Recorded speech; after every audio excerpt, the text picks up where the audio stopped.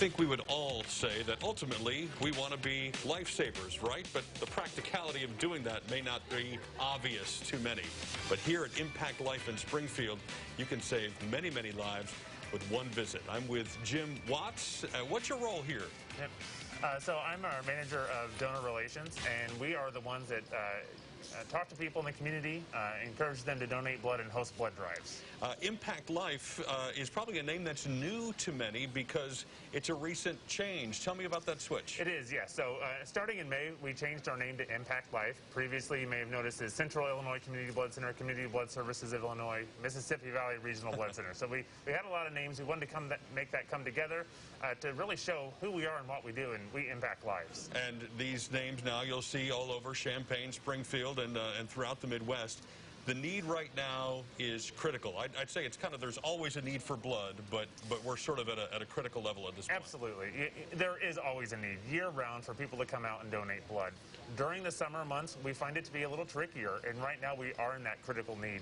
We have less than a 2-day supply of a lot of our blood types, so we need all blood types. We need anyone who can come out and give blood to come give blood. When you say you put a number of days on it, whether it's 1 day out or 5 days out, that essentially means if donations stop now, based on need, you would run out in that many days? Yeah, essentially that's how we look at it. So we need to continuously have people come in, keep those donors coming in, day out, so we can keep that supply up. I guess the next question is, okay, how can we change that?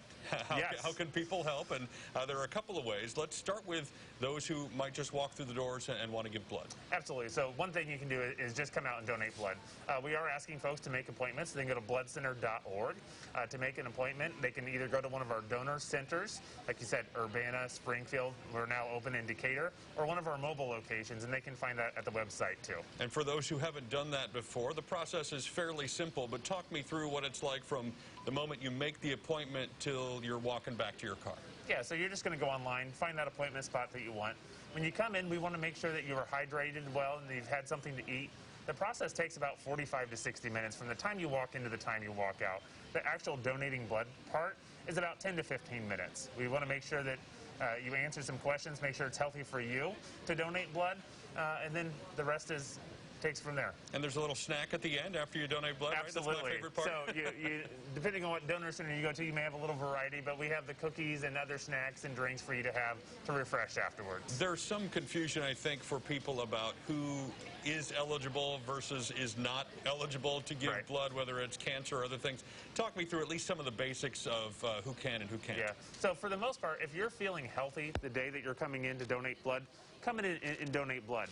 There are some things that can defer you, some medications, but a lot has changed too. So it used to be that you could never give blood again if you had certain cancers. Well, you can still possibly give blood.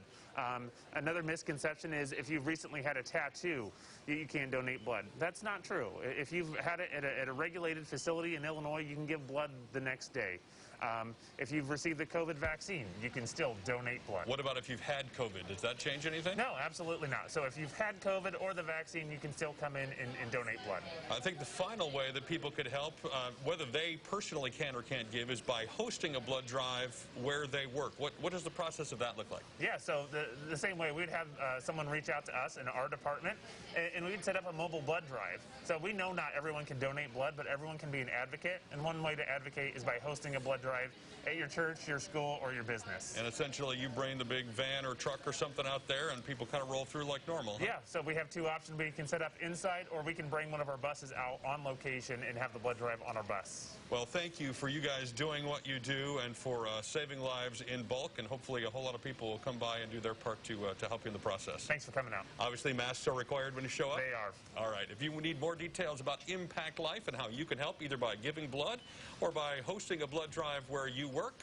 you can go to our website. We'll get you all that information at CILiving.tv.